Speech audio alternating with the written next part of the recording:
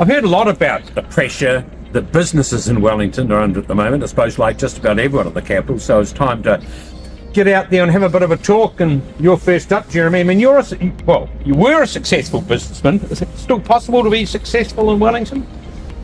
In hospitality, very difficult. Very difficult indeed. The perfect storm, as we know, high cost, high interest, a big increase in rates, big increase in insurance, and people aren't coming to work, people staying home, people Zoom calling, they're not traveling. So yeah, perfect storm, but we need to fix it. But from a practical level, I mean, you're a businessman. That's what you do. Yep. Are your businesses running at a profit right now? No. A good month is a break-even month.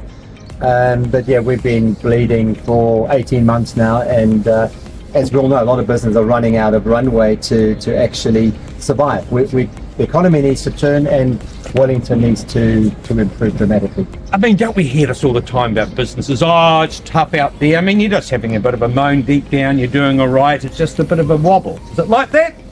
No, unfortunately not. The economy needs to improve. That's a big one, and little shoots maybe that it is, but then we've got to address Wellington, and there's a lot of talk, a lot of hot air, and we've now got to come up with some practical solutions. But is it Wellington, or is it the economic climate? If your business was in Auckland, would you be doing better than you're doing now? Well, two very simple reasons. If my business was in Auckland, our rates would be half of what I pay currently, and my insurance would be about 25% of what I pay currently. So that would be a massive saving every year. From what I see in Christchurch is buzzing. There's a really good feel about Christchurch at the moment. Look, I agree with you on the vibe. I mean, everyone you talk to around Wellington at the moment, it's just everyone's down, aren't they? I mean, that can't be good for business.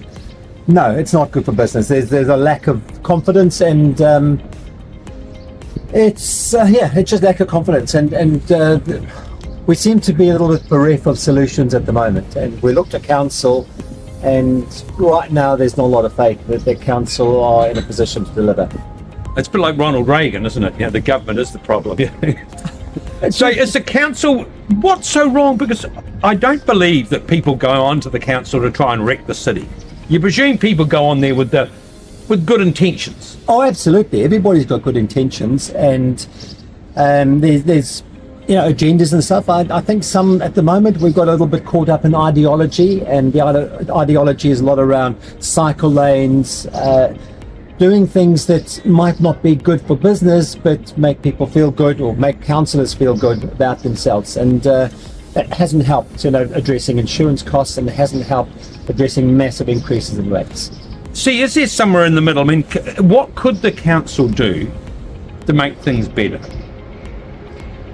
Well, look, some of the stuff we're trying to do as business owners down Courtney Place is trying to revitalise Courtney Place, and we had a very simple three-point plan: address safety and security, which is taking a lot more time than we want to. There's too many people living in and on the street, drinking on the street, that we've got to address. We need to do beautification and urban design. Golden Mile has been put forward as that. I don't think that's the solution. And then lastly is activation. Encourage people to get out of their houses, come and break bread together, have a meal together, and give them reasons. So we've got the New Year's Eve party, we've got the block party coming up in November, we've got buskers, we've got a whole lot of stuff that we're trying to do to encourage people to come into the city, enjoy themselves, just relax, and hopefully spend just a little bit of money in the venues. You're not a great believer in the Golden Mile plan.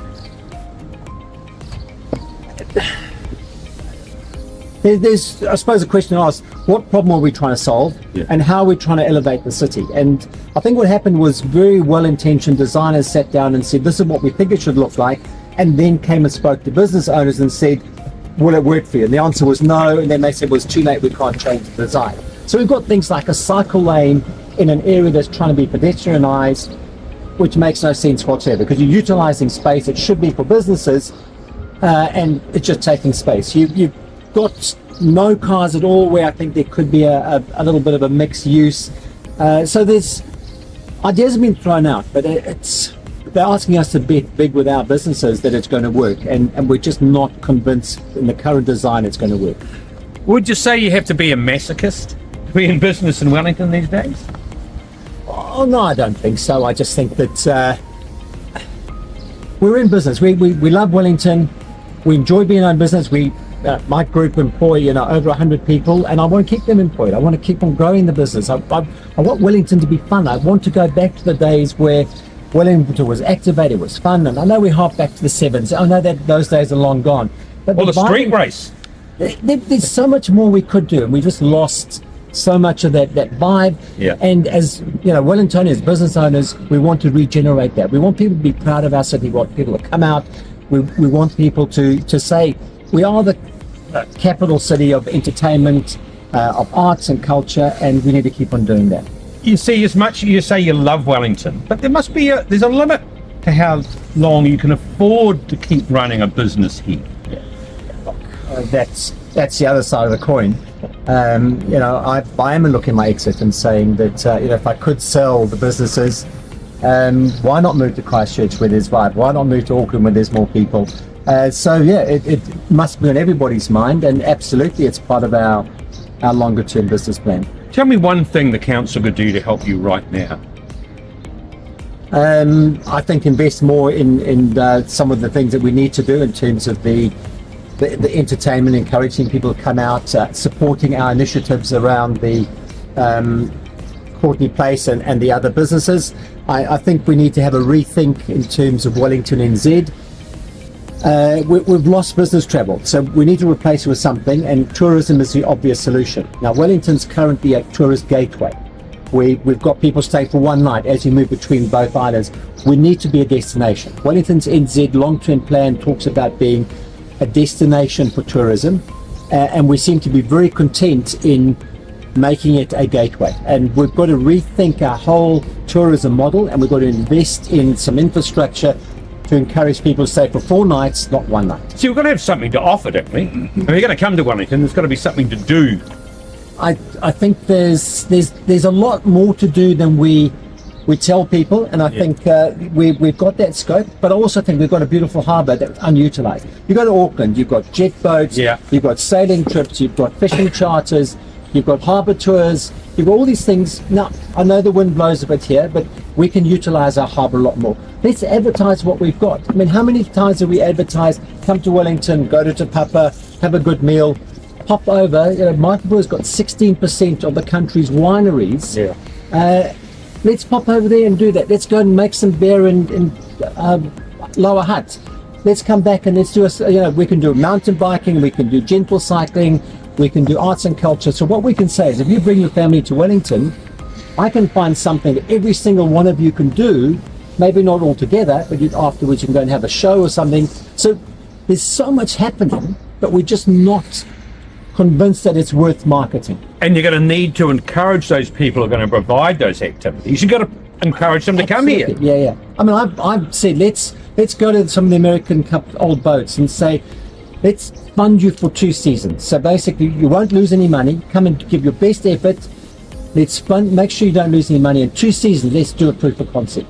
Let's go to Real Journeys and say, do you have an old ferry or something we can bring to the harbour for a year or so and do harbour tours. Go and do Somes Island, go and see the seals, go and see the lighthouse, have an aeroplane land and you head at the end of the runway. There's stuff we can do, but we're not thinking big enough, or we're not taking the chance of investing in putting that infrastructure in and say, let's see if it works, and shout it on the rooftops. Mayor's job's up for grabs next year. No. I'm good at business. I am not suited to do that role. I couldn't do it. But I'm happy to support. I'm happy to champion Wellington from the rooftops. What will change that? I do think we need to change council.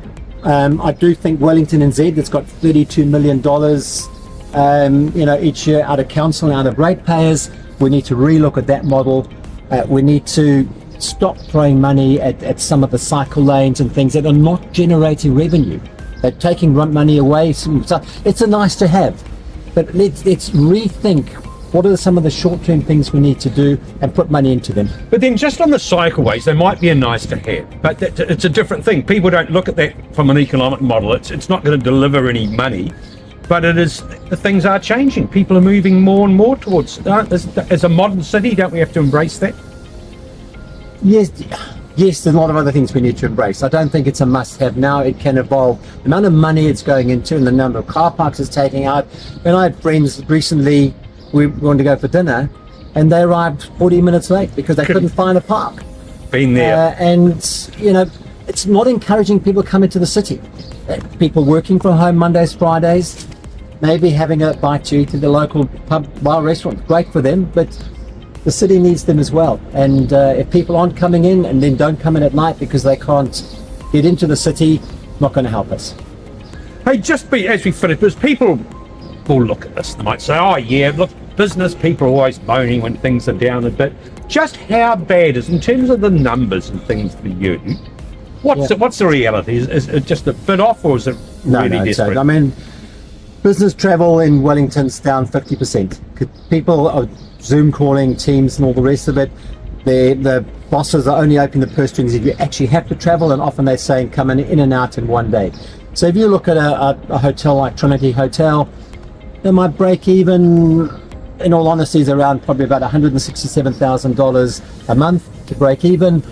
I haven't broken $100,000 in turnover for 12 months. So I'm bleeding. It's no question. You walk down Courtney Place and see how many empty shops and bars and restaurants there are. These aren't people who, want to close their business and want to lay off staff. These are people who can't afford to do it anymore. And I've got a vested interest. My nephew works in one of your restaurants. How long can you afford to keep doing that, though? There must come a point where you go, I can't keep subsidising this. I can't keep taking those hits.